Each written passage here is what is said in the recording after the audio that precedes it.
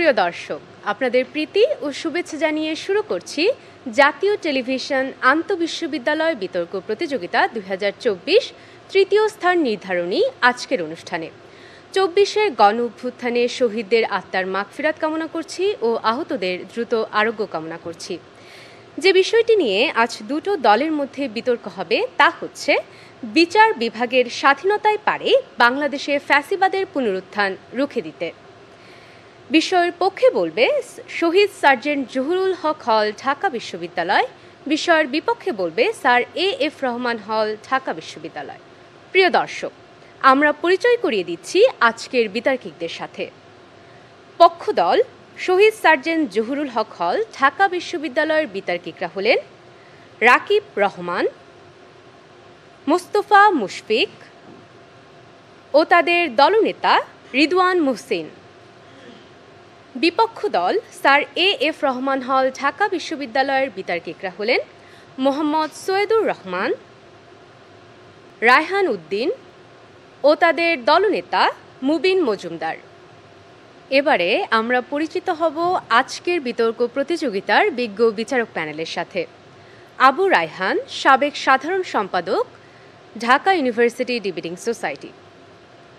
আফ্রিদা জিন্নুরাইন উর্বি, সাবেক সহসভাপতি, Dhaka university debating society, প্রভাষক, অর্থনীতি বিভাগ, নোয়াখালী বিজ্ঞান ও প্রযুক্তি বিশ্ববিদ্যালয়, চ্যাম্পিয়ন 12তম জাতীয় টেলিভিশন বারোয়ারি বিতর্ক প্রতিযোগিতা। নুরি আলম, সাবেক সভাপতি, Jahangirnagar university debate organisation, programme manager, BRAC. সম্মানিত বিচারকবৃন্দ, যেসব বিষয়ের উপর বিতর্কিকদের নম্বর প্রদান করবেন তা হল উপস্থাপনা 5, ভাষার ব্যবহার ও উচ্চারণ 5, তত্ত্ব ও তথ্য পরিবেশনা 10, যুক্তির প্রয়োগ ও খণ্ডন 5। প্রিয় দর্শক, সবশেষে আমরা পরিচিত হব আজকের অনুষ্ঠানের সম্মানিত সভাপতির সাথে, যিনি সমগ্র অনুষ্ঠানটি পরিচালনা করবেন এবং বিতর্কের ফলাফল প্রদান করবেন। আমাদের মাঝে সভাপতি হিসেবে উপস্থিত হয়েছেন অধ্যাপক ডক্টর তানজিম উদ্দিন খান, আন্তর্জাতিক সম্পর্ক বিভাগ, ঢাকা বিশ্ববিদ্যালয়।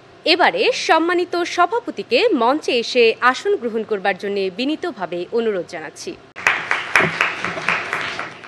বিতর্ক অনুষ্ঠানটি শুরুর পূর্বে আসুন সংক্ষেপে আজকের বিতর্ক প্রতিযোগিতার নিয়মগুলো জেনে নেই। প্রত্যেক বিতর্কিক তার বক্তব্য উপস্থাপনের জন্য মোট 5 মিনিট সময় পাবেন। এক্ষেত্রে 4 মিনিটে একটি সতর্কতা সংকেত এবং 5 মিনিটে চূড়ান্ত সংকেত প্রদান করা হবে। এছাড়া প্রত্যেক দল থেকে দলনেতা যুক্তি খণ্ডনের জন্য অতিরিক্ত 3 মিনিট সময় পাবেন। এক্ষেত্রে 2.5 মিনিটে একটি সতর্কতা সংকেত এবং 3 মিনিটে চূড়ান্ত সংকেত প্রদান করা হবে। আমি এবারে আজকের অনুষ্ঠানের সম্মানিত সভাপতিকে বিতর্ক অনুষ্ঠানটি শুরু করবার জন্য বিনীত অনুরোধ জানাচ্ছি। সম্মানিত সভাপতি। জাতীয় টেলিভিশন বিশ্ববিদ্যালয় বিতর্ক প্রতিযোগিতা 2024 সবাইকে টিভির পর্দায় স্বাগতম। আমাদের আজকের যে আয়োজন, এটা হচ্ছে তৃতীয় স্থান নির্ধারণী। সেই আয়োজনে আজকের বিষয় হচ্ছে বিচার বিভাগের স্বাধীনতাই পারে বাংলাদেশে ফ্যাসিবাদের পুনরুত্থান রুখে দিতে। আপনি নিশ্চিত যে ইতিমধ্যে পরিচিত হয়েছেন আমাদের বিতর্কিকদের সাথে, এবং পক্ষ বিপক্ষ দলের একটা বৈশিষ্ট্য হচ্ছে তারা একই বিশ্ববিদ্যালয়ের শিক্ষার্থী। দুই দলই হচ্ছে একে অপরের প্রতিবেশী। সেই সুবাদে আমরা আশা করব যে প্রতিবেশীদের মধ্যে যে সৌহার্দ্য, বন্ধুত্ব এবং ভালোবাসা থাকে, পুরো বিতর্ক জুড়ে এগুলো প্রকাশ থাকবে। আজকে আমরা মূল আয়োজনে চলে যাই। আমাদের শহীদ সার্জেন্ট জহুরুল হক হল, যারা আজকে পক্ষ দল, তাদের বিতর্কিক রাকিব রহমান, তাকে আহ্বান জানাচ্ছি তার বক্তব্য উপস্থাপনের জন্য। স্বাধীনতার পর বাংলাদেশের ক্ষমতায় আসা প্রত্যেকটি রাজনৈতিক দল বিভিন্ন সময় ক্ষমতাকে কুক্ষিগত করার চেষ্টা করেছে। 2006 সালে তত্ত্বাবধায়ক সরকারের প্রধান উপদেষ্টা হিসেবে প্রধান বিচারপতির দায়িত্ব নেওয়ার কথা, সেই প্রধান বিচারপতির মেয়াদ বাড়ানোর যে চেষ্টা করেছিল তত্ত্বাবধায়ক সরকারকে ম্যানিপুলেট করার জন্য বিএনপি সরকার, তারই ধারাবাহিকতায় 2011 সালে আওয়ামী লীগ সরকার তত্ত্বাবধায়ক সরকার ব্যবস্থাকে উচ্চ আদালতের মাধ্যমে অবৈধ ঘোষণা করে। অর্থাৎ আমরা দেখি যুগে যুগে ক্ষমতাকে কুক্ষিগত করার মাধ্যম হিসাবে বাংলাদেশে রাজনৈতিক দলগুলো বারবার বিচার বিভাগকে ব্যবহার করে আসছে। এরকম একটি প্রেক্ষাপটে আজকে বিতর্কের বিষয় বিচার বিভাগের স্বাধীনতা পারে বাংলাদেশে ফ্যাসিবাদের পুনরুত্থান রুখে দিতে। পক্ষে বলছি। প্রথমেই সংজ্ঞায়ন। বিচার বিভাগ বলতে একটি দেশের উচ্চ আদালত থেকে শুরু করে নিম্ন আদালত পর্যন্ত যে আইনগত এবং সাংবিধানিকভাবে বৈধ বিচারিক কাঠামো গড়ে ওঠে তাকে বোঝাচ্ছি। বিচার বিভাগীয় স্বাধীনতা বলতে এমন একটি বিচার বিভাগকে বোঝাচ্ছি যেই বিচার বিভাগের স্বাধীন এবং নিরপেক্ষভাবে কাজ করতে পারে এবং সমাজে ন্যায় বিচারের ধারণা বৈষম্যহীনভাবে প্রতিষ্ঠা করতে পারে।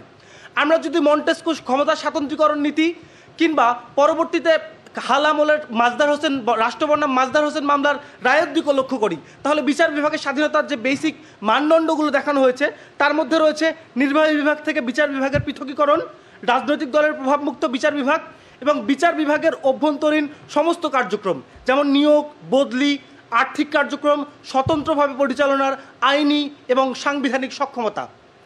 বিচার বিভাগের স্বাধীনতার সাথে প্রত্যয় যুক্ত করার মাধ্যমে বিচার বিভাগকে ফ্যাসিবাদের যে পুনরুত্থান সেটির বিরুদ্ধে প্রধানতম হাতিয়ার হিসেবে চিহ্নিত করা হয়েছে। অর্থাৎ অন্যান্য বিষয়গুলো এখানে কাজ করতে পারে, প্রধানতম হাতিয়ারটি হবে বিচার বিভাগ। ফ্যাসিবাদ বলতে আমরা আসলে যে কর্তৃত্বমূলক শাসন ব্যবস্থা দেশে দেশে গড়ে ওঠে সেই বিষয়টিকে বুঝি। ফ্যাসিবাদের একাধিক সংজ্ঞা পাওয়া যায়, বাট সবগুলো ফ্যাসিবাদের সংজ্ঞার মধ্যে যে কমন বৈশিষ্ট্যটি দেখা যায় সেই বৈশিষ্ট্য হচ্ছে যে একটা কর্তৃত্বমূলক শাসন ব্যবস্থা যেখানে রাষ্ট্র ব্যক্তির তুলনায় রাষ্ট্রকে বড় করে দেখে এবং ভিন্নমতকে ট্যাগিংয়ের মাধ্যমে দমন করে তার একচ্ছত্র ক্ষমতা প্রতিষ্ঠা করে। আমরা বিগত 16 বছর ধরে বাংলাদেশের যে আওয়ামী ফ্যাসিবাদী ক্ষমতার রেজিম দেখেছি, সেই রেজিমে আমরা সবসময় দেখেছি যে ভিন্নমতকে কীভাবে দমন করা হয়েছে এবং কীভাবে খুন গুমের রাজত্ব কায়েম করে ক্ষমতাকে কেন্দ্রীভূত করা হয়েছে। এই যে ফ্যাসিবাদ ক্ষমতাকে কেন্দ্রীভূত করা, এই কেন্দ্রীভূত করার বিরুদ্ধে কিন্তু মাজদার হোসেন মামলা একটা বাংলাদেশের ইতিহাসে মাইল ফলক। যেই মামলার রায়টি 1999 সালে দেওয়া হয়েছিল। পরবর্তীতে দুইটি আওয়ামী লীগ সরকার ক্ষমতায় থেকেছে, বিএনপি সরকার ক্ষমতায় এসেছে, কেউই কিন্তু এই রায়টি বাস্তবায়নের উদ্যোগ নেয়নি। 2007 সালে তত্ত্বাবধায়ক সরকারের সময় এই রায়টি বাস্তবায়নের উদ্যোগ নেওয়া হলেও পরবর্তীতে ফ্যাসিবাদী রেজিম এটিকে বাস্তবায়ন করেনি। অর্থাৎ ফ্যাসিবাদী শক্তিরা বা রাজনৈতিক দলগুলো বাংলাদেশে সবসময় চেয়েছে বিচার বিভাগকে কুক্ষিগত করে রাখতে, বিচার বিভাগকে নিয়ন্ত্রণ করতে। এই জায়গা থেকে আমরা মনে করি বিচার বিভাগ যদি স্বাধীন থাকে তাহলে রাজনৈতিক দলের যে আকাঙ্ক্ষা, এই ইচ্ছাটিকে রুখে দেওয়া সম্ভব হবে। মাননীয় সভাপতি, বিচার বিভাগ যেভাবে ফ্যাসিবাদকে রুখে দিতে পারে, তার পুনরুৎপাদনকে রুখে দিতে পারে, সেই বিষয়টি বলার আগে আমরা মনে করি যে বাংলাদেশে আওয়ামী ফ্যাসিবাদের পুনরায় ফিরে আসতে পারে অথবা নতুন করে কোনো দেশও ফ্যাসিবাদী শক্তি হয়ে উঠতে পারে, এটি সম্ভব। সেই প্রেক্ষাপটে দাঁড়িয়ে যে কোনো শক্তির ফ্যাসিবাদী হয়ে ওঠার বিরুদ্ধে রুখে দাঁড়ানোর প্রধানতম হাতিয়ার হিসেবে আমরা মনে করি বিচার বিভাগকে। যেই কারণগুলোতে আমরা মনে করি মাননীয় সভাপতি, সেই কারণগুলো প্রথমত ফ্যাসিবাদী শক্তির বৈধতা উৎপাদনের সবচেয়ে কার্যকরী অস্ত্র হচ্ছে বিচার বিভাগ। স্বাধীন বিচার বিভাগ ফ্যাসিবাদী শক্তির বৈধতা উৎপাদনকে রুখে দেয়। দ্বিতীয়ত, ফ্যাসিবাদী শক্তি ক্ষমতাকে কুক্ষিগত করে, সেই জায়গায় রাষ্ট্রের সকল প্রতিষ্ঠানের জবাবদিহিতা নিশ্চিত করার পরিবেশ সৃষ্টি করতে পারে স্বাধীন বিচার বিভাগ। তৃতীয়ত, মৌলিক অধিকার এবং বাক স্বাধীনতার নিশ্চয়তা দিতে পারে বিচার বিভাগ। চতুর্থত, অবাধ, সুষ্ঠু এবং নিরপেক্ষ নির্বাচনের নিশ্চয়তা প্রদান করে বিচার বিভাগ। পঞ্চমত, বৈষম্যহীন ন্যায়ভিত্তিক সমাজ প্রতিষ্ঠার জন্য বিচার বিভাগ কাজ করতে পারে। প্রথম যুক্তিতে আসি। প্রত্যেকটি ফ্যাসিবাদী শক্তি যখন ক্ষমতাকে কুক্ষিগত করে তার প্রথমে ক্ষমতাটিকে বৈধতা নিতে হয়। সে বৈধতা উৎপাদন করে কার মাধ্যমে? তার বয়ানগুলোকে বৈধতা দেয় কোর্টের মাধ্যমে, আদালতের মাধ্যমে। আমরা যখন দেখি যে রাতের ভোট হয়, সেই ভোটকে বৈধতা দেয় কে? আদালত। যখন আমরা দেখি যে তত্ত্বাবধায়ক সরকার ব্যবস্থাকে বাতিল করে নির্বাচন ব্যবস্থাকে ম্যানিপুলেট করতে হয়, তখন সেটাকে বৈধতা দেয় কে? তত্ত্বাবধায়ক সরকার বাতিলের বৈধতাটি কিন্তু সে বিচার বিভাগের মাধ্যমে নেয়। আমরা যখন দেখি বৈষম্যমূলক কোটা জনগণের ঘাড়ে চাপিয়ে দিতে হয়, তখন সেই কথাটি নিজেরা বলে বিচার বিভাগের মাধ্যমেই বৈধতা হাসিল করে। অর্থাৎ ফ্যাসিবাদী শক্তিকে বৈধতা দেয় বিচার বিভাগ। আমরা মনে করি স্বাধীন বিচার বিভাগ যদি স্বাধীন হয় তাহলে ফ্যাসিবাদী শক্তি তার বৈধতাটি উৎপাদন করতে পারবে না। দ্বিতীয়ত, রাষ্ট্রের যে জবাবদিহিতা, রাষ্ট্রের প্রত্যেকটি প্রতিষ্ঠানকে সরকার ম্যানিপুলেট করতে পারে বিভিন্নভাবে, পুলিশকে ব্যবহার করতে পারে, দুদককে ব্যবহার করতে পারে, কিন্তু এই প্রত্যেকটি প্রতিষ্ঠানকে শেকল পড়াতে পারে বিচার বিভাগ। একটি প্রতিষ্ঠান যদি সরকারের কথায় আইন বহির্ভূত কাজ করে, এই একমাত্র ক্ষমতাটি রয়েছে বিচার বিভাগের, যে বলতে পারে তুমি এই জিনিসটি করতে পারো না। সরকার যদি গুম খুনের রাজত্ব কায়েম করে, বিচার বিভাগ বলতে পারে যে তোমার এইটি করার অধিকার নেই, এটি নাগরিকের অধিকার বহির্ভূত। অর্থাৎ আমরা মনে করি প্রত্যেক রাজনৈতিক শক্তির যে ফ্যাসিবাদী হয়ে ওঠার আকাঙ্ক্ষা রয়েছে, সেই আকাঙ্ক্ষাটিকে যদি দমন করতে চাই তাহলে প্রধানতম হাতিয়ার হবে একটি স্বাধীন নিরপেক্ষ বিচার বিভাগ। মাননীয় সভাপতি, আপনাকে এবং আপনার মাধ্যমে সবাইকে ধন্যবাদ। ধন্যবাদ রাকিব রহমানকে আজকের বিতর্কের সুন্দর সূচনা ঘটানোর জন্য। আমি এখন আহ্বান জানাচ্ছি বিপক্ষ দলের প্রথম বক্তা মোহাম্মদ সৈয়দুর রহমান। সে স্যার এফ রহমান হলকে প্রতিনিধিত্ব করছে। সৈয়দুর রহমান, প্লিজ। অসংখ্য ধন্যবাদ মাননীয় সভাপতি। আজকে পক্ষদল যেভাবে ঠিক বিচার বিভাগীয় স্বাধীনতার যে সংজ্ঞায়ন করেছেন, ঠিক একইভাবে যখন ক্ষমতার পরিবর্তন হয় তখন যে সরকারটি ক্ষমতায় আসে সে তার নিজের মতো করে বিচার বিভাগের স্বাধীনতার একটি সংজ্ঞায়ন করে। সেই জিনিসটি যখন করে তখন আমরা বিশ্বাস করি শুধুমাত্র বিচার বিভাগ না, এই যে আপনার ফ্যাসিবাদী শক্তির পুনরুত্থান, সেই পুনরুত্থানটির পিছনে আরও অনেকগুলো বিভাগ কাজ করে এবং আজকে বিচার বিভাগের যে ক্ষমতা সেই ক্ষমতাটিকে কিভাবে কমিয়ে দেওয়া হয় এটি প্রথমে দেখব। দেখুন, সংবিধানের 116 কোন অনুচ্ছেদে বলা হচ্ছে সংবিধানের বিধানাবলী সাপেক্ষে বিচার কর্ম বিভাগে নিয়োজিত ব্যক্তিগণ এবং ম্যাজিস্ট্রেটগণ বিচার কার্য পরিচালনার ক্ষেত্রে স্বাধীন থাকবেন। আবার ঠিক 116 অনুচ্ছেদে বলা বিচার বিভাগে নিযুক্ত ব্যক্তিদের ও দায়িত্বপ্রাপ্ত ম্যাজিস্ট্রেটদের নিয়ন্ত্রণ তথা কর্মস্থল নির্ধারণ, পদোন্নতি ও ছুটি সংক্রান্ত সকল বিষয়ে নিয়ন্ত্রণ করবে রাষ্ট্রপতি। ক্ষমতা যখন আরেকজনের হাতে থাকে কিংবা টাকা যখন অন্যের হাতে, সেই টাকা স্বাধীনভাবে আবার আপনি কিভাবে খরচ করেন, এটি হচ্ছে প্রথম প্রশ্ন। তারপর দেখুন, আজকে মোবাইল কোর্ট আইন 2009-এ মোবাইল কোর্ট পরিচালিত হচ্ছে নির্বাহী ম্যাজিস্ট্রেটদের দ্বারা। নির্বাহী ম্যাজিস্ট্রেটরা কাদের অধীনে আছে? নির্বাহী ম্যাজিস্ট্রেটরা আছে শাসন বিভাগের অধীনে। এইভাবে একই সাথে আপনি শাসন বিভাগ এবং বিচার বিভাগকে যখন পুরোপুরি পৃথকই করতে পারেন না, তখন আপনি কিভাবে বিচার বিভাগীয় স্বাধীনতা নিশ্চিত করতে চান? এবং তারপরে তারাই বলে গেলেন যে বিচার বিভাগীয় স্বাধীনতার কথা, তার মানে কাগজে কলমে তাত্ত্বিকভাবে আমার সংবিধানে বিচার বিভাগীয় স্বাধীনতা ছিল, তারপরও কেন শেখ হাসিনার মতো রেজিমের উদ্ভব হলো, সেই জিনিসটি তাদের ব্যাখ্যা করতে হতো। এবার দেখাবো তাদের যে কাল্পনিক স্বাধীনতা, এই কাল্পনিক স্বাধীনতা যদি নিশ্চিত করা যায়, তারপরও কেন আজকে আমরা ফ্যাসিবাদকে রুখতে পারবো না। প্রথমত 70 অনুচ্ছেদে স্পষ্ট বলা আছে, যদি কোনো দল ফ্লোর ক্রসিং করে তার দলের বিপক্ষে ভোটদান করে তাহলে তাকে সংসদের সদস্য পদ হারাতে হবে। এই দায় মাথায় নিয়ে যখন কেউ একজন দেখে আমার দল রাষ্ট্রবিরোধী কর্মকাণ্ড করছে কিংবা জনবিরোধী কর্মকাণ্ড করছে, তারপরও সে তার দলের বিপক্ষে ভোট দিতে পারে না, শুধুমাত্র এই একটি কারণে যে আমি যদি একটি ভোট প্রদান করি, এত টাকা খরচ করে নির্বাচনে আসলাম, টাকাগুলো আর আমি তুলে আনতে পারবো না। এই যে আপনার রাজনৈতিক একটি পরিবর্তন দরকার, সেই পরিবর্তনটি কখনোই বিচার বিভাগ করতে পারে না। তারপর বিচার বিভাগের দেখি এবার একটু রায় প্রদানের যে ক্ষমতাটা, সেটা আবার কাদের উপর নির্ভরশীল? যখন আমরা একটি মামলা করি, সেই মামলার পরিপ্রেক্ষিতে তদন্তকারী কর্মকর্তাকে নির্দেশ দেওয়া হয় সেই মামলার তদন্ত করতে, এবং সেই তদন্তের যে রিপোর্ট, সেই রিপোর্ট অনুযায়ী মামলার রায়টি পড়েন হচ্ছে বিচারক তার বুদ্ধিমত্তা সাপেক্ষে। এখন কথা হচ্ছে, সেই রায়টির মধ্যেই যদি গন্ডগোল থাকে, সেটিকে ব্যাখ্যা করবে কিংবা সেটিকে দেখবে।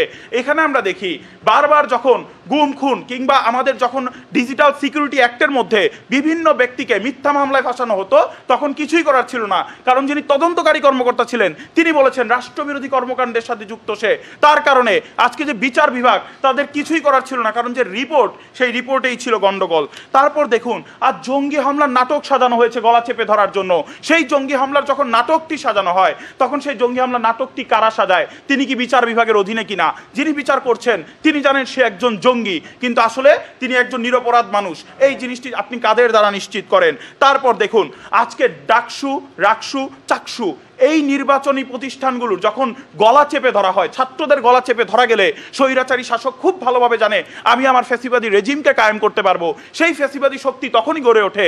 এবং যখন আদালত থেকে ঘোষণা দেওয়া হয় ঢাকা বিশ্ববিদ্যালয়ের ছাত্র সংসদ নির্বাচন 3 মাসের মধ্যে করতে হবে, ঢাকা বিশ্ববিদ্যালয়ে সেই নির্বাচনটি 9 মাস পরে হয়েছিল। বিচার বিভাগের কি করার ছিল? কারণ স্বায়ত্তশাসিত প্রতিষ্ঠানগুলোর উপর বিচার বিভাগের সরাসরি কোনো নিয়ন্ত্রণ নেই। এবং একই সাথে দেখুন, আজকে সরকারি কর্ম কমিশনে যে নিয়োগগুলো দেওয়া হয়েছিল, সেই নিয়োগগুলোতেও ছিল আজকে ফ্যাসিবাদী যে শক্তি, সেই ফ্যাসিবাদী শক্তির প্রতিনিধিরা। এবং এগুলো যখন যায়, এর কোনোটাই বিচার বিভাগের অধীনে থাকে না। এবং আপনি বলতে পারেন, আপনি চাইলেই রিট করতে পারেন, করতে পারবেন না, কারণ রিট শুধুমাত্র মৌলিক অধিকার যখন খর্ব হয় সেখানেই করা যায়, অন্য বিষয়গুলোতে করা যায় না। আমরা বলছি আপনার প্রধান মাধ্যম ফ্যাসিবাদের পুনরুত্থান রুখে দিতে পারে যে সে হচ্ছে রাজনৈতিক সচেতনতা। কেন রাজনৈতিক সচেতনতা? জনগণ তার রাজনৈতিক অধিকারগুলো সম্পর্কে যখন সদা জাগ্রত জনমতকে প্রকাশ করে, তার সভা সমাবেশ কিংবা বাক স্বাধীনতার অধিকারগুলো যখন সে পেতে যায়, তখন আপনার অটোমেটিকভাবে রাষ্ট্রের সবগুলো প্রতিষ্ঠান ঠিক হতে বাধ্য। ফ্যাসিবাদী রাজত্ব কায়েম করা গড়ে উঠেছিল বাংলাদেশে, সেটি যদি সে দেখে সচেতন হতে পারে, সেটি একটি সচেতনতার অংশ। পত্রিকার লেখনই একটা সচেতনতার অংশ। যখন এগুলো গড়ে উঠবে, তখন আর নবনীতা চৌধুরীর মতো লোকেরা এটি বলার সাহস পাবে না আওয়ামী লীগ কি ভোট ডাকাতি করেছে, কোথায় প্রমাণ, কই? সেই প্রমাণগুলো বিচার বিভাগের স্বাধীনতা পারে না নবনীতা চৌধুরীর চোখের চশমার পাওয়ার বাড়াতে। এটি একমাত্র পারে জনসচেতনতা, তার রাজনৈতিক জনসচেতনতা। ধন্যবাদ স্যার। ধন্যবাদ বিপক্ষ দলের মোহাম্মদ শহীদুর রহমানকে তার বক্তব্য উপস্থাপনের জন্য, এবং তার পক্ষ থেকে এটা সূচনা বক্তব্য ছিল তার দলের। এখন আমি আহ্বান জানাচ্ছি মোস্তফা মুশফিক, শহীদ সার্জেন্ট জহিরুল হক হলের প্রতিনিধি, তার বক্তব্য রাখার জন্য। অসংখ্য ধন্যবাদ মাননীয় সভাপতি আমাকে বলার সুযোগ করে দেওয়ার জন্য। আজকে ওনাদের যে বিতর্ক সেটার সরাসরি যুক্তি খণ্ডনে আমি চলে যাই। ওনাদের বিতর্ক খুবই বায়বীয় কিছু জায়গার উপরে এবং খুবই স্বল্প কয়েকটা জায়গার মধ্যে বিতর্কটা আসে। মানে স্পিকার, একটা সংক্ষেপে বললে আপনি ব্যাপারটা বুঝতে পারবেন। আমি কার্টুনিস্ট কিশোর, আমি অনেক রাজনীতি সচেতন একজন মানুষ। আমি রাজনীতি সচেতন হয়ে আমি কার্টুন আঁকি, কার্টুন এঁকে আমি মানুষের মধ্যে সচেতনতা তৈরি করার চেষ্টা করি। আর বিচার বিভাগ আমাকে জেলে ভরে এবং আমার বিপক্ষে রায় দিয়ে আমার জামিন নামঞ্জুর করে এবং আমাকে জেলে পুরে রেখে সরকারের ফ্যাসিস্ট যে এজেন্ডা সেটা বাস্তবায়ন করে। সেই রাজনৈতিক সচেতনতা কিভাবে কাজ করে মাননীয় স্পিকার? আমি রাজনৈতিকভাবে সচেতন হলাম, সচেতন হয়ে গিয়ে আমি রাস্তায় নামলাম, আমাকে পুলিশ ধরলো, তাহলে বিচার বিভাগ আমার বিচার দীর্ঘায়িত করতে থাকলো, তাহলে কিভাবে আমার এই রাজনৈতিক সচেতনতা আমাকে সহায়তা করবে মাননীয় স্পিকার? ওনাদের আজকের বিতর্কের মূল জায়গাটা হচ্ছে এটাই যে বিচার বিভাগ দুর্বল, বিচার বিভাগ আসলে তেমন কিছু করতে পারছে না, সে অথর্ব হয়ে আছে, এই কারণে দেশে ইত্যাদি ইত্যাদি ইত্যাদি সমস্যা আছে। আমাদের বিতর্কটাই তো এটা নিয়ে, আমরা চাই বিচার বিভাগকে আরো সবল করতে, আরো শক্তিশালী করতে, রাজনৈতিক প্রভাব মুক্ত করতে, নির্বাহী বিভাগের প্রভাব মুক্ত করতে। মানে স্পিকার, ওনারা দেখে যান যে আজকে নির্বাহী বিভাগের বিচার বিভাগের রায়ের পর 3 মাসের পর ডাকসু হওয়ার কথা, সেটা অনেক দীর্ঘসূত্রিতার মধ্যে গিয়েছে। কিন্তু মাননীয় সভাপতি, আমি দেখিয়ে যেতে চাই গত 20 বছরে এটাই ছিল একমাত্র ডাকসু, এবং এই ডাকসু সেই বিচার বিভাগের হস্তক্ষেপের পরেই হয়েছে। এবং এই ধরনের বিভিন্ন রায়ের মাধ্যমে যতটুকু সম্ভব রায় বাস্তবায়ন করা, যতটুকু সম্ভব বিভিন্ন বিভাগের উপরে প্রেশার ক্রিয়েট করার একটা চেষ্টা করা হয়েছে। মাননীয় সভাপতি, আজকে আমাদের বিতর্কটা আমরা কোন জায়গা থেকে করি? আজকের আমাদের বিতর্কটা অনেক আবেগের জায়গা থেকে করা। জুলাই বিপ্লবের পরে প্রেক্ষাপটে তো, যখন জুলাই বিপ্লবে আমার ভাইয়েরা রাস্তায় গুলি খেয়ে রক্তাক্ত হয়ে পড়েছিল, আমি তখন টিভির দিকে তাকিয়েছিলাম, দেখলাম যে কয়েকজন আইনজীবী, মানজুর আল মতিনের মতো কয়েকজন, তারা গিয়ে নিজ দায়িত্বে একটা রিট করার চেষ্টা করলেন। রিট করে আমার ভাইদের উপর যেন গুলি করতে না পারে সেটা আটকানোর চেষ্টা করলেন। কিন্তু আদালত এই রিটটাকে খারিজ করে দিল মাননীয় সভাপতি। এই ধরনের শেষ হোপ যখন আমার ধ্বংস হয়ে যায়, তখনই আমি বুঝতে পারি বিচার বিভাগের স্বাধীনতা আমার শেষ অস্ত্রটি ছিল, এবং এটিকে যারা লঘু করে দেখে আজকে তাদের বিরোধিতা মাননীয় সভাপতি আমি করি। মাননীয় সভাপতি, এটি দিয়েই আমরা প্রমাণ করতে পারি যে ফ্যাসিবাদী শক্তিকে সর্বশেষ যে রুখে দিতে পারতো সেই আশ্রয়টি ছিল আমাদের বিচার বিভাগ। মাননীয় সভাপতি, দেখুন বিগত শক্তিগুলো কিভাবে বিরোধী শক্তিগুলোকে কন্ট্রোল করেছে। বিরোধী দলের মহাসচিব এবং অন্যান্য সিনিয়র নেতাদেরকে তারা মানি ব্যাগ চুরির মামলা দিয়েছে, ভ্যানিটি ব্যাগ চুরির মামলা দিয়েছে। এই মামলাগুলো দিয়ে তারা জামিন দীর্ঘসূত্রিতা করেছে, তারা এই মামলাগুলো দিয়ে তারাকে জেলে পুরে রেখেছে। এই ধরনের মামলা, এই ধরনের দমন পীড়নের শেষ যুদ্ধটা, শেষ অস্ত্রের জায়গাটা বিচার বিভাগ। বিচার বিভাগ যদি তাদের পক্ষে থাকতো, বিচার বিভাগ যদি বিরোধী দলকে সেই সময় সাপোর্ট দিত, তাদের পক্ষে ন্যায়ের রায় দিত, তাহলে আজকে আমরা এই জিনিসটি দেখতাম না। সেখান থেকে বলতে পারি স্বাধীন বিচার বিভাগই পারে দেশের অন্যান্য সকল প্রতিষ্ঠান, যেখানে বিরোধী দলের বিপক্ষে নির্বাচন কমিশন, দুদক কিংবা অন্যান্য পুলিশের মতো বাহিনীগুলো পেটোয়া বাহিনী হয়ে ওঠে, তাদের বিপক্ষে ঢাল হয়ে দাঁড়াতে পারে একমাত্র বিচার বিভাগ। মাননীয় সভাপতি, দেখেন গত রিজিমে সবচেয়ে বড় প্রবলেমগুলো কোন জায়গাতে হয়েছে? মৌলিক অধিকারকে খর্ব করে এই ধরনের আইন পাশ করা হয়েছে সংসদে, যেমন ডিজিটাল নিরাপত্তা আইনের কথা বলতে পারি। সেখানে আদালতের দায় ছিল এই আইনগুলোর ভার্ডিক্ট প্রদান করা। আদালত তো এই ধরনের আইনে ভার্ডিক্ট প্রদান করেনি, বরঞ্চ এই ধরনের আইনে জুলুমের মাধ্যমে বিভিন্ন মানুষকে সেই জেলের ভিতর পুরে রেখেছে। মাননীয় সভাপতি, সংবিধানের কথা আজকে খুবই গুরুত্বপূর্ণ, এই জায়গায় তারাও এই প্রশ্নটি তুলেছেন। মৌলিক অধিকারের প্রশ্নের কথা আমার প্রথম বক্তা বলে গেছেন। সংবিধানে তো মৌলিক অধিকারের সবগুলো কথাই আছে, তাহলে তারপরেও কেন এটা ইমপ্লিমেন্ট হচ্ছে না? এটা অনেক বড় প্রশ্ন ছিল। কিন্তু সংবিধানের কোন সংশোধনীটি বৈধ হবে, কোন সংশোধনীটি অবৈধ হবে, এটা হাইকোর্টের কাছে। এখান থেকে দেখা যায় হাইকোর্ট আবার সংবিধানের রক্ষা কবচ হিসাবে কাজ করে। এখান থেকে দেখা যায় বিচার বিভাগ কিভাবে আমাদের স্বয়ং সংবিধানের রক্ষা কবচ হয়ে মৌলিক অধিকারের রক্ষা কবচ এবং সকল ধরনের অধিকার তার ভেতরে নিয়ে আসে। মাননীয় সভাপতি, মাননীয় সভাপতি, আজকে ফ্যাসিস্ট প্রবণতা অনেকের মধ্যে আছে। মাননীয় সভাপতি, ট্রাম্পও চায় ফ্যাসিস্ট হয়ে যেতে, ট্রাম্পও চায় ক্যাপিটাল হিলে গিয়ে আক্রমণ করতে। ট্রাম্প কেন ফ্যাসিস্ট হতে পারে না? কারণ সুপ্রিম কোর্ট ট্রাম্পের সেই ফ্যাসিস্ট হওয়ার প্রবণতা আটকে দেয়। সে যখন নির্বাচনে ফলাফল পাল্টে দিতে চায়, সুপ্রিম কোর্ট সেটাকে পাল্টে দেয়। সুপ্রিম কোর্টের মাধ্যমে সে 2 বার অভিশংসিত হয়। মোদিও চায় যে তার যে নির্বাচনে বন্ড স্কিম আছে, সেই বন্ড স্কিমের একটা নতুন নিয়ম তৈরি করতে। সুপ্রিম কোর্ট মোদিকে আটকে দেয়। মোদিকে আটকে দেওয়ার কারণে দেখা যায় যে মোদির সাথে যে আদানির যে সম্পর্কগুলো ছিল সেগুলো ফাঁস হয়ে যায়। সেখান থেকে মোদির সেই ফ্যাসিস্ট প্রবণতা থেকে তার আসন সংখ্যা কমে আসে। মাননীয় সভাপতি, মাননীয় সভাপতি, দেখেন বিগত রিজিমে আওয়ামী লীগ যে ভোটের রাজনীতিগুলো করেছে, সংখ্যালঘু নিয়ে খেলেছে, বিচার বিভাগ এই সংখ্যালঘুদের অধিকার দিতে পারেনি বলে আওয়ামী লীগ সেই এজেন্সিটা নিয়েছিল। সেই এজেন্সি নিয়ে তারা দেখিয়েছে যে হিন্দুদের রক্ষাকর্তা বা পাহাড়িদের রক্ষাকর্তা একমাত্র আওয়ামী লীগ। কিন্তু বিচার বিভাগের স্বাধীনতা যদি নিশ্চিত হতো, বিচার বিভাগের যদি সেই তাদের অধিকারগুলো দিতে পারতো, তাহলে আওয়ামী লীগ এই ফ্যাসিস্ট রাজনীতি রাজনীতিগুলো করতে পারতো না। বিগত শাসনামলে আমরা কি দেখেছি, হ্যানা আর্নন্টের ফ্যাসিস্ট প্রধান আইনি কাঠামোতে দেখা গেছে স্বৈরাচার বারবার চেষ্টা করে যে ফ্যাসিবাদী কাঠামোকে কুক্ষিগত করতে। ধন্যবাদ মাননীয় সভাপতি, ধন্যবাদ সবাইকে। ধন্যবাদ পক্ষ দলের মোস্তফা মুশফিককে। এখন আমি আহ্বান জানাচ্ছি বিপক্ষ দলের দ্বিতীয় বক্তা স্যার এফ রহমান হলের শিক্ষার্থী রাহান উদ্দিনকে তার বক্তব্য উপস্থাপনের জন্য। মাননীয় সভাপতি, আপনাকে অসংখ্য ধন্যবাদ। মাননীয় সভাপতি, তাদের কথা হচ্ছে আমরা অনেক কিছু করতে চাই। প্রশ্ন হচ্ছে একটা গণতান্ত্রিক দেশে এই সিদ্ধান্তগুলো কে নেয়? খুব স্বাভাবিকভাবে এই সিদ্ধান্তগুলো নেই আপনার যে সংসদ রয়েছে সেই সংসদ। কথা হচ্ছে এই সংসদ পরিচালনা করে কারা? যারা খুব স্বাভাবিকভাবেই আপনার নির্বাচনে বিজয়ী হয়ে আসে, তাদের সংখ্যাগরিষ্ঠতা থাকে, সংখ্যাগরিষ্ঠ মানুষেরাই সংসদ পরিচালনা করে। প্রশ্ন হচ্ছে সংশোধনীটাকে বৈধ হবে কিনা অবৈধ হবে এটি নির্ধারণ করে দেয় হাইকোর্ট। প্রশ্ন হচ্ছে আজকে সংশোধনীটা নিয়ে আসে কে? ওই সংসদ থেকে। অর্থাৎ আপনার যে রাজনৈতিক দলগুলো রয়েছে, যে রাজনৈতিক দলগুলো সরকার গঠন করে, সেই সরকার নিজের মতো করেই আজকে সিদ্ধান্তগুলো নেয়। এরপরে আপনি যান বিচার বিভাগের কাছে, অর্থাৎ আপনার সিদ্ধান্তটা আপনি সংসদে গ্রহণ করেন। এ জায়গায় একটা খুব বড় সাইকেল আছে, যে সাইকেলটা আপনাকে দেখায়। প্রথমত হচ্ছে বিচার বিভাগের বিচারপতিদেরকে নিয়োগ দেয় কে? খুব স্বাভাবিকভাবে রাষ্ট্রপতি। রাষ্ট্রপতিকে নিয়োগ দেয় কে? প্রধানমন্ত্রী। প্রধানমন্ত্রী নির্বাচিত হয় কিভাবে? রাজনৈতিক দলগুলোর মধ্য থেকে, যাকে রাজনৈতিক দলগুলা প্রধানমন্ত্রী নিয়োগ করে। রাজনৈতিক দলগুলো সরকার গঠন করে কিভাবে? নির্বাচনের মাধ্যমে। অর্থাৎ এই যে সাইকেলটা রয়েছে, এই সাইকেলের মধ্যেই ফেসিবাদী কাঠামো গড়ে ওঠার মূল রহস্যটা লুকিয়ে আছে।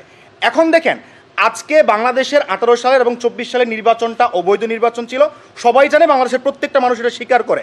কিন্তু ঠিক এই মানুষগুলোকেই যখন আপনি 500 টাকা গুছে দেন, তখন সে রিকশায় চড়ে গিয়ে ভোটটা দিয়ে আসে।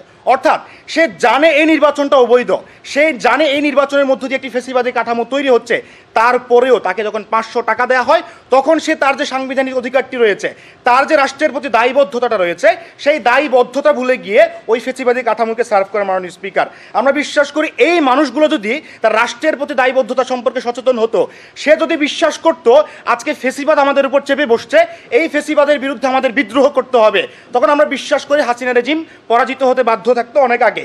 দ্বিতীয়ত লক্ষ্য করুন আজকে হাসিনার পতনটা কিভাবে হয়েছে। যখন মানুষের মধ্যে এই সচেতনতা এসেছে যে আজকে আবু সাইদ গুলি খায়নি, আগামীকালকে শেখ হাসিনা আমার বুকের উপর গুলি চালাবে না, আমার সেই বোনটির উপর গুলি চালাবে না, এই নিশ্চয়তা আমাকে কে দিতে পারে? যখন আমার মধ্যে রাজনৈতিক বোধটির জন্ম নিয়েছে, তখন আমি বিশ্বাস করেছি এই ফেসিবাদী কাঠামো আমাকে ভাঙতে হবে, তখন আমি জীবনকে বিলিয়ে দিয়ে রাস্তায় নামতে বাধ্য হয়েছি। অর্থাৎ আপনার ফেসিবাদী কাঠামোর পতন কিভাবে হয়েছে? যখন মানুষের মধ্যে রাজনৈতিক সচেতনতা তৈরি হয়েছে। মাননীয় স্পিকার, তৃতীয়ত তারা বলার চেষ্টা করেছে ডোনাল্ড ট্রাম্প এবং মোদিকে আটকে দিয়েছে হাইকোর্ট। বিশ্বাস করেন মাননীয় স্পিকার, আজকে তারা যে দুটি কান্ট্রি উদাহরণ আমাদেরকে দিয়েছে, সেই দুটি কান্ট্রিতে অনেক বেশি গণতন্ত্র রয়েছে, সেখানকার ইলেকশনগুলো অন্তত ফেয়ার হয়। বাংলাদেশে এমন একটি কাঠামোর মধ্যে আমরা বসবাস করি যেখানে নির্বাচনের আগে কে নির্বাচনে জিতবে এটি রাতের মধ্যে নির্ধারণ হয়ে যায়। অর্থাৎ আপনার নির্বাচন কাঠামো এখানে ঠিক নাই। যে নির্বাচন কাঠামোর মধ্য দিয়ে সরকার গঠিত হয়, সেই নির্বাচন কাঠামোকে আপনি সংস্কার না করে কিভাবে সংসদ সংস্কার করবেন, এই প্রশ্ন থেকে গেল মাননীয় স্পিকার। এরপরে তারা দেখুন, আমাদের তৃতীয় বিশ্বের একটি রাষ্ট্র থেকে বিতর্কটি করছি, তারা একেবারেই ভুলে যায় একটা তৃতীয় বিশ্বের রাষ্ট্রের মধ্যে গণতন্ত্র জিনিসটা কিভাবে কাজ করে, তারা একবারও টাচ করার চেষ্টা করেন নাই। দেখেন, বাংলাদেশে আওয়ামী রেজিমকে, শেখ হাসিনাকে বৈধতা দিয়েছে কে? আমাদের পার্শ্ববর্তী দেশ ভারত রয়েছে। এই ভারত অকুণ্ঠভাবে শেখ হাসিনাকে সবসময় সমর্থন দিয়ে গেছে। আপনি যদি দেখেন বিশ্বের বিভিন্ন মিডিয়াতে জাতিসংঘে এই শেখ হাসিনার সরকারকে একটা গণতান্ত্রিক সরকার হিসেবে স্বীকৃতি দিয়েছে কে? ইন্ডিয়া। আপনি যখন বিপ্লব পরবর্তী একটি বাংলাদেশে বসবাস করছেন, এই ফরেন ডিপ্লোমেসির সংস্কার না করে, এই মিডিয়া ট্রায়ালের সংস্কার আপনি না করে কিভাবে ফেসিবাদী কাঠামো আপনি সংস্কার করবেন, তার কোনো ব্যাখ্যা তাদের বিতর্কে নেই। অর্থাৎ আপনি আজকে বিতর্কটাই করছেন শুধুমাত্র যত দোষ আজকে বিচার বিভাগের। দেখেন বাংলাদেশের রাজনীতিটা কিভাবে রান করে। প্রথমত, যেই সরকারি ক্ষমতায় আসে সেই সরকার চায় বিচার বিভাগের মধ্যে তার যে দলীয় এজেন্ডাগুলো রয়েছে সেই এজেন্ডাগুলো বাস্তবায়নের জন্য। এখন এই যে দলীয় এজেন্ডা অন্তর্ভুক্ত করতে চাওয়ার চেষ্টা, এই চেষ্টাটা আপনি কবে রুখে দিতে পারেন? যদি আপনার দেশের মানুষ এই জিনিসটার বিরুদ্ধে বিদ্রোহ ঘোষণা করে। তারা আজকে বলার চেষ্টা করেছে এই যে ডাকসু নির্বাচনটা হয়েছে, এটা তো বিচার বিভাগের সিদ্ধান্ত হয়েছে। আমরা দেখেছি যখন ডাকসু হওয়ার জন্য ছাত্র সমাজ রাস্তায় নেমেছে, ডাকসুর দাবিতে যখন অনশন হয়েছে, আমরা দেখতে পেয়েছি সেই সময় মানুষের এই গণজাগরণকে মানতে বাধ্য হয়েছে বিচার বিভাগ। এরপরে দেখুন, বিচার বিভাগ প্রথমত 18 যে পরিপত্র রয়েছে সেই পরিপত্রকে বলেছে এটা গ্রহণযোগ্য না। পরবর্তীতে যখন বৈষম্য বিরোধী ছাত্র আন্দোলন গঠিত হয়েছে, তখন বিচার বিভাগ তার সিদ্ধান্তগুলো নবায়ন করতে বাধ্য হয়েছে। অর্থাৎ বিচার বিভাগের যে স্বাধীনতার কথা বলছেন, প্রথমত এটা রাজনৈতিক এজেন্ডা দিয়ে ম্যানিপুলেটেড। দুই, এই বিচার বিভাগ সিদ্ধান্তগুলো মানুষের যে স্বার্থ রয়েছে সে মানুষের স্বার্থ হবে কিনা, এই জিনিসটি নির্ভর করে আপনার দেশের মানুষ কতটুকু এই বিষয় সম্পর্কে সচেতন। এই ফেসিবাদী কাঠামো তৈরি করার জন্য যে বৈধতার বয়ান সেটি সামনে নিয়ে আসছিল। এখন এই বুদ্ধিজীবীদের বয়ানকে আপনি বাংলাদেশের মানুষের স্বার্থে গ্রহণ করা ছাড়া আপনি কিভাবে ফেসিবাদকে রুখবেন তার কোনো অ্যানালিসিস নেই। সুতরাং আমরা বিশ্বাস করি মাননীয় সভাপতি বিপক্ষ দলের আর্গুমেন্ট অনেক বেশি এগিয়ে থাকে। অসংখ্য ধন্যবাদ রাহান উদ্দিনকে তার বক্তব্য উপস্থাপনের জন্য। এখন আমি অনুরোধ করছি আমাদের তৃতীয় বক্তা পক্ষ দলের শহীদ সার্জেন্ট জহুরুল হক হলের রেদওয়ান মোহসিনকে তার বক্তব্য উপস্থাপনের জন্য। মাননীয় সভাপতি, বর্তমান সময় বিচার বিভাগ সম্পূর্ণরূপে স্বাধীন না, এটা মেনে নিয়ে আমরা বিতর্ক করতে দাঁড়াই। এবং দ্বিতীয়ত, প্রত্যেকটি রাজনৈতিক দলই ফ্যাসিস্ট হয়ে উঠতে চায়, এই বাস্তবতাকে মেনে নিয়েও আমরা এই বিতর্কে দাঁড়াই। তার মানে তারা যে বলেন সিদ্ধান্ত সংসদ থেকে আসে, আমরা এটা জানি সংসদ এরকম জিনিস চাবে, বাট সংসদকে ঠেকাবে কে? বিতর্কের বিষয়টা তারা বারবার ভুলে যান। বিতর্কের বিষয়টা হচ্ছে পুনরুত্থানকে রুখে দিতে পারে। তার মানে বিতর্কে এখানে পুনরুত্থানের সম্ভাবনা রয়েছে এবং এই পুনরুত্থানকে রুখে কে দিতে পারবে সেটা নিয়ে আমাদের বিতর্ক। আমরা মনে করি পুনরুত্থানকে রুখে দেওয়ার জন্য আপনার সবচেয়ে ভালো অস্ত্র বিচার বিভাগই হবে।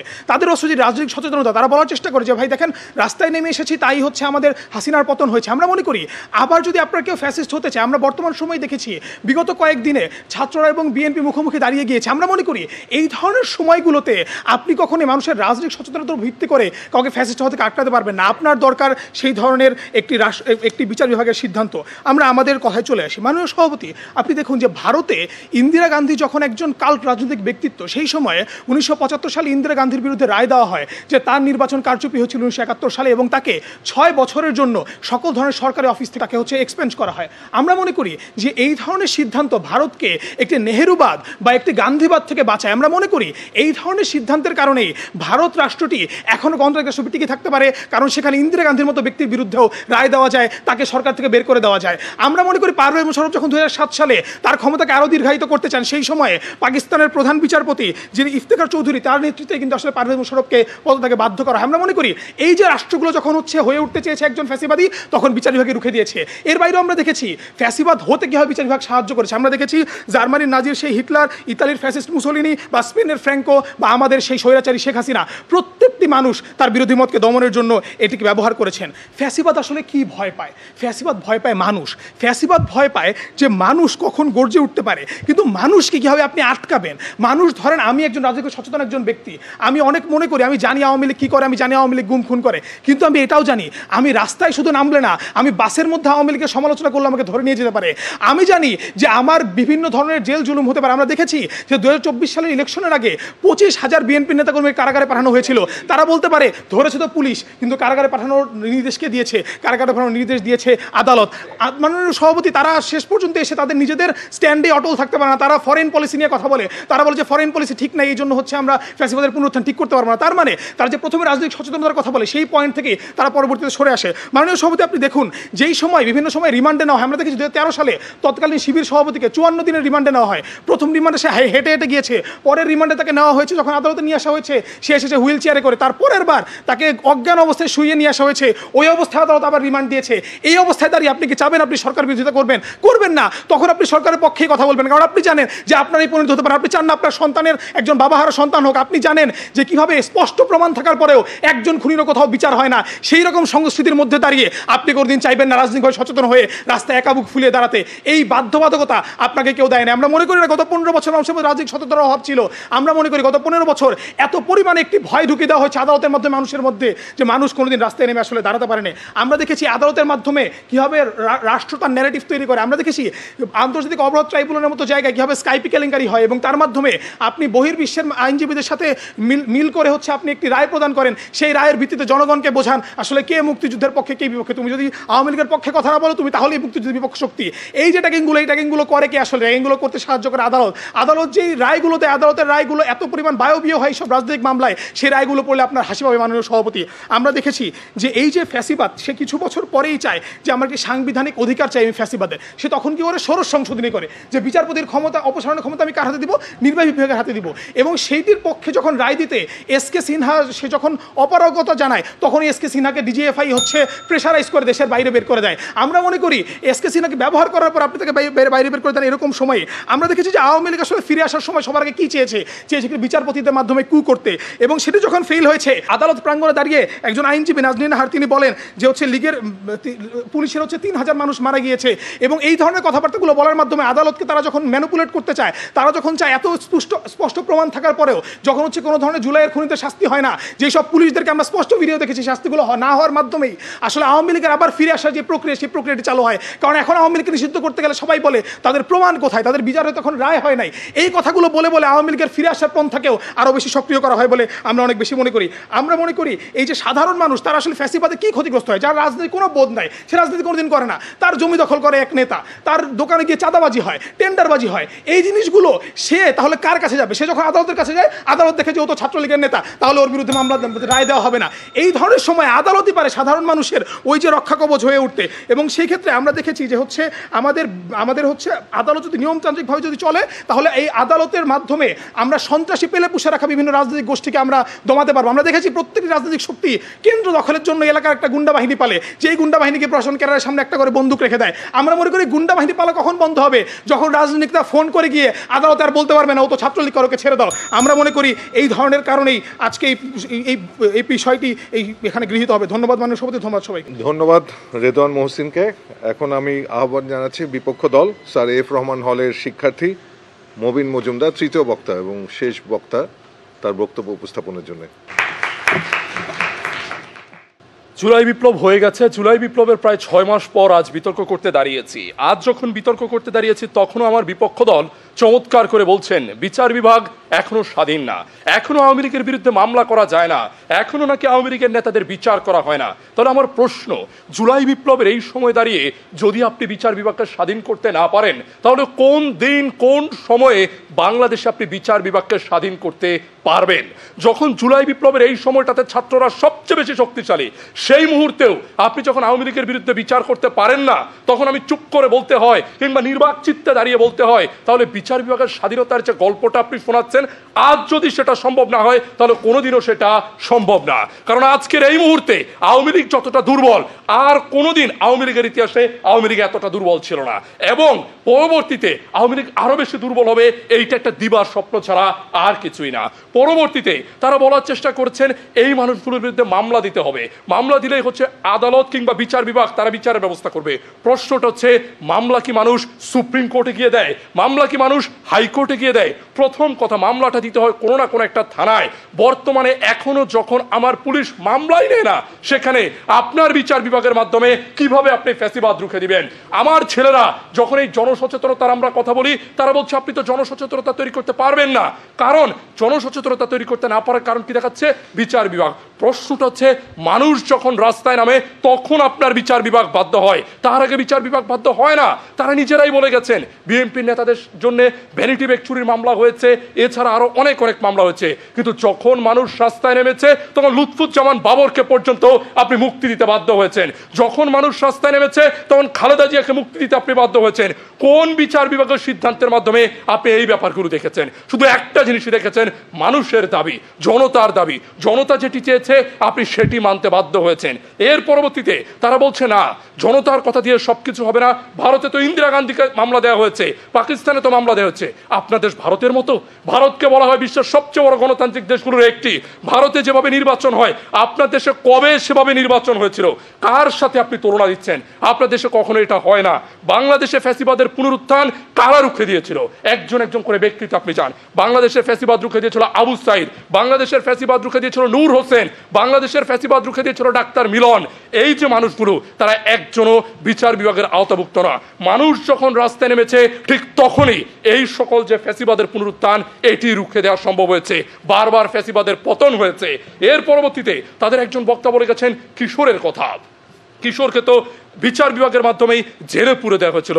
তাদের কাছে প্রশ্ন, কিশোরকে বিচার বিভাগের মাধ্যমে জেলে পুরে দেওয়া হয় নাই। কিশোরকে 54 অ্যাক্টের মাধ্যমে প্রথমত গ্রেপ্তার করা হয়, পরবর্তীতে বিচার বিভাগ সেখানে নিশ্চুপ থেকেছে। প্রশ্ন হচ্ছে, বিচার বিভাগ কেন নিশ্চুপ থাকে? কারণ বিচার বিভাগ, বাংলাদেশের যে বিচার বিভাগ, সেই বিচার বিভাগ নির্বাহী বিভাগ কর্তৃক, শাসন বিভাগ কর্তৃক ম্যানিপুলেটেড হয়। এখন আপনি বলবেন তাহলে নির্বাহী বিভাগ কর্তৃক, শাসন বিভাগ কর্তৃক ম্যানিপুলেট না করেন তাহলেই তো হয়। প্রশ্নটা হচ্ছে বাংলাদেশের সংবিধানে তাদের প্রথম বক্তায় বলে গেছেন মাজদার হোসেন মামলার মাধ্যমে 2007 সালে ইতিমধ্যেই বলা হয়েছে বিচার বিভাগ স্বাধীন, অর্থাৎ তারা যে স্বাধীনতার স্বপ্ন প্রথম বক্তা বলেছেন সেটা 2007 সালেই হয়েছে। তারপরও আপনার এই বিচার বিভাগের স্বাধীনতার স্বপ্ন বাস্তবায়িত হয়নি।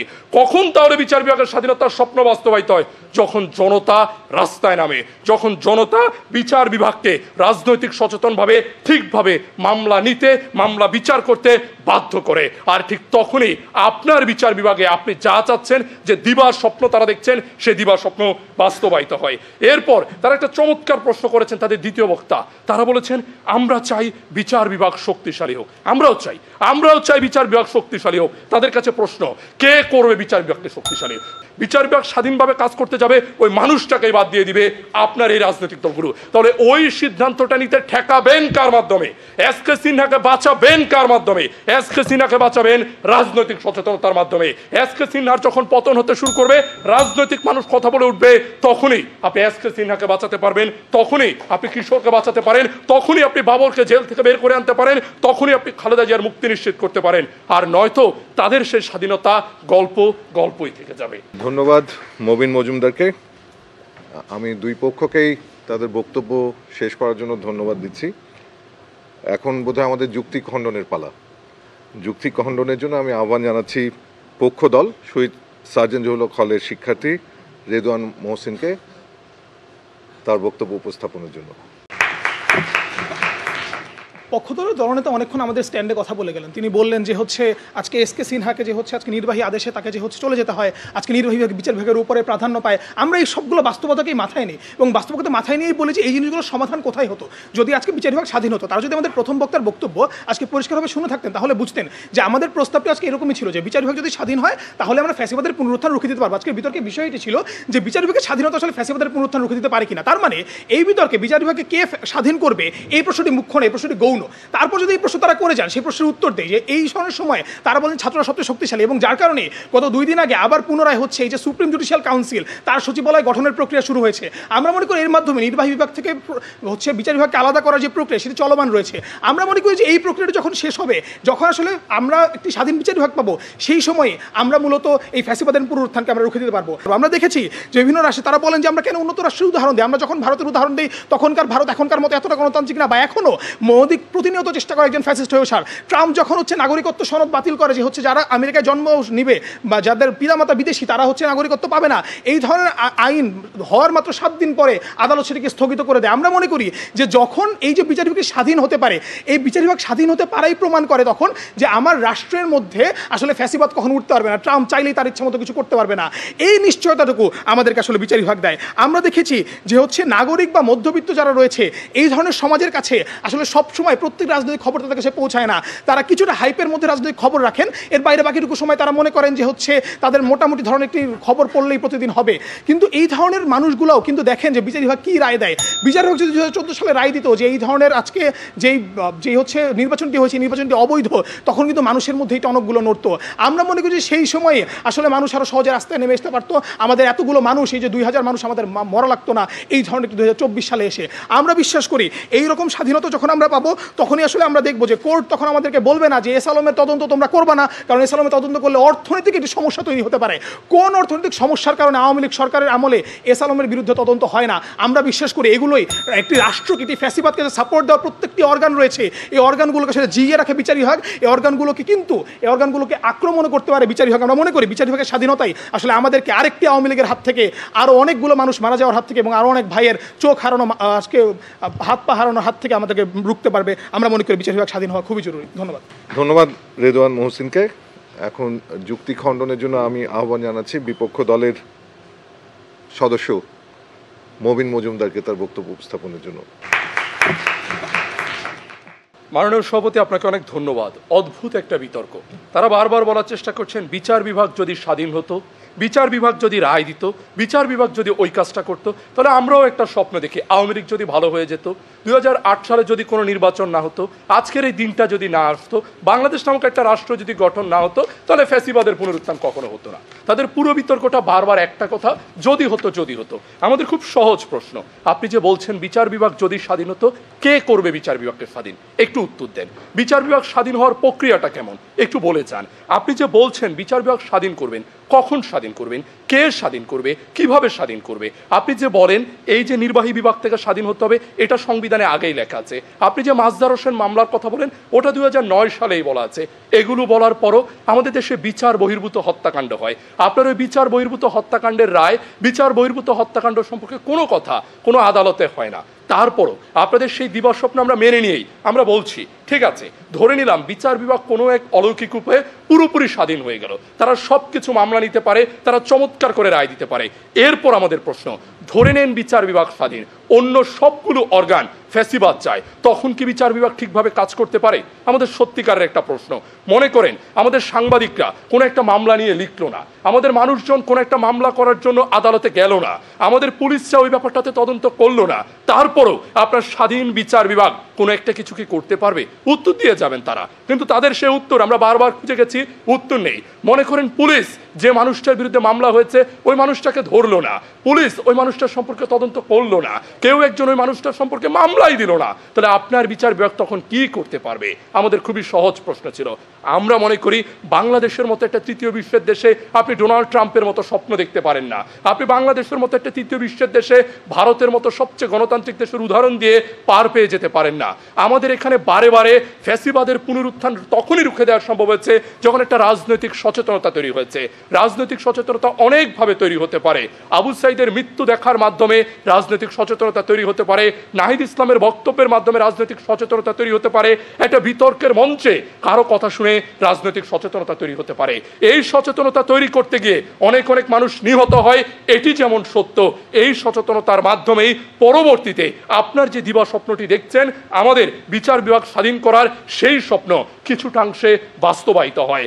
আপনি যে বলছেন আমাদের এই অর্গানগুলোকে, আমাদের দুদককে, ডাকসু, চাকসু, রাকসুর এদের নেতা নির্বাচন হয়ে ওঠাকে, আমাদের সংবাদপত্রকে ঠিকভাবে কাজ করাকে, আমার পুলিশ বাহিনী বা আইন শৃঙ্খলা বাহিনীর ঠিকভাবে কাজ করাকে, সব কিছুকে বদলে দিতে পারে শুধুমাত্র রাজনৈতিক সচেতনতা। মানুষ যদি সেই নির্বাচনে, আমার দ্বিতীয় বক্তা বলে গেছেন, 500 টাকা খেয়ে নির্বাচনে ভোট না দিত, তাহলে কিন্তু আর সেই আপনি আগের দিনের রাতে নির্বাচন করে ফেলতে পারতেন না। মানুষকে যদি আপনি এই পরিবর্তনটুকু না আনতে পারেন, তবে বারে বারে বাংলাদেশের মতো তৃতীয় বিশ্বের দেশে ফ্যাসিবাদের পুনরুত্থান হবেই। তাদের স্বপ্ন স্বপ্নই থেকে যাবে। ধন্যবাদ। ধন্যবাদ মুবিন মজুমদারকে, এবং তার মধ্য দিয়ে আমাদের বিতর্কের যুক্তি, তর্ক, বিতর্ক এবং যুক্তি খণ্ডনের পর্ব আমরা শেষ করলাম, এবং আমরা এখন অপেক্ষা করছি কোন দল জয়ী হয়েছেন আর কে বা সবচেয়ে ভালো বিতর্ক করেছেন। তো আমাদের মাননীয় বিচারক বৃন্দ আছেন, তারা এই কাজটি করছেন। সেই ফাঁকে সভাপতি হিসেবে কিছু আলোচনা করার সুযোগটা নিতে চাই। প্রথম বিষয় হচ্ছে, যেখান থেকে আলোচনাটা শুরু হয়েছে তার মধ্যে কিছু, আমার কাছে মনে হয় যে কিছু সংশোধন জরুরি। পক্ষ দলের বক্তা বলেছিলেন যে 1999 সালে মামলাটা হয়েছে, মামলাটা হয়েছিল আসলে 1997 সালে, আমি যদি ভুল না করি, এবং রায়টা হয়েছিল 2007 সালে, এবং 17 এবং রায়ে হচ্ছে 12টি দফা দেয়া হয়েছিল যে কিভাবে বিচার ব্যবস্থাকে স্বাধীন করা যায়। কিন্তু গত 17-18 বছরেও ওই 12টার মধ্যে 7-8টাও হয়েছে আংশিকভাবে, এবং মূল সংকটের জায়গা ছিল আমাদের ফ্যাসিজম 15-16 বছর, কিন্তু আমাদের বিচার বিভাগের দলীয়করণের নজির কিন্তু একেবারে স্বাধীনতার পরবর্তী পুরো সময়টাই। এবং দুটা সংকট হচ্ছে আমাদের বিচার বিভাগের জন্য খুব সমালোচনা নিয়ে এসছে, সেটা হচ্ছে দুর্নীতি আর একটা হচ্ছে দলীয়করণ। এবং এই দলীয়করণটা একটা নতুন মাত্রা পেয়েছে 2008-এর পরে, যখন আমরা নির্বাচনের মাধ্যমে প্রহসন দেখেছি, এবং এই প্রহসনের মধ্য দিয়ে একটা রাজনৈতিক দল কীভাবে ফ্যাসিস্ট হয়ে উঠল। এখন গুরুত্বপূর্ণ হচ্ছে আমরা ফ্যাসিজমকে কিভাবে আমরা দেখব। ফ্যাসিজম শুধু রাষ্ট্রের থেকে কিংবা সরকার থেকে ব্যক্তি শক্তিশালী হওয়া না, এটা একটা মতাদর্শ, এবং এই মতাদর্শের ক্ষেত্রে গুরুত্বপূর্ণ হচ্ছে রাজনৈতিক দলই কিন্তু এটার এজেন্ট। বিচার বিভাগ কিন্তু এজেন্ট না, বিচার বিভাগ হচ্ছে ভিকটিম। যখন ফ্যাসিজমের উত্থান হয় বিচার বিভাগ তার ভিকটিম হয়, কিন্তু মূল কাজটা করে আসলে রাজনৈতিক দল। এগুলো চিন্তা করে আমাদের নিজেদের মধ্যেও অনেক সময় ছোট বড় আকারে ফ্যাসিস্ট প্রবণতা থাকে, আমার নিজেদের ব্যক্তিগত চর্চার মধ্য থেকেও এগুলাকে বের করে নিয়ে আসা খুব জরুরি, যার মধ্য দিয়ে আমাদের দেশ, আমাদের সমাজ ঝুঁকিমুক্ত, বিপদ মুক্ত হতে পারে এবং আমরা সত্যি স্বাধীন দেশের মানুষ হয়ে উঠতে পারি। তৃতীয় স্থান নির্ধারণী যে আজকের প্রতিযোগিতা ছিল, তাতে তৃতীয় স্থান ইতিমধ্যে আমরা নির্ধারণ করে ফেলতে পেরেছি এবং তৃতীয় স্থান পেয়েছে আজকের বিজয়ী দল শহীদ সার্জেন্ট জহুরুল হক হল, ঢাকা বিশ্ববিদ্যালয়। এবং 3 জন আমাদের শ্রেষ্ঠ বিতার্কিক হিসেবে নির্বাচিত হয়েছেন। তাদের নাম আমি বলছি: রিদওয়ান মহসিন, শহীদ সার্জেন্ট জহুরুল হক হলের, মোস্তফা মুশফিক, একই হলের, এবং Mobin Majumdar, sir A F Rahman হলের। সবাইকে আমাদের পক্ষ থেকে অভিনন্দন এবং শুভেচ্ছা। এখন আমরা ব্যালটের বিষয়টায় আসি। বিজয়ী দলের পক্ষে ব্যালটের সংখ্যা হচ্ছে 3, আর বিজিত দলের পক্ষে ব্যালটের সংখ্যা আসলে পাওয়া যায়নি।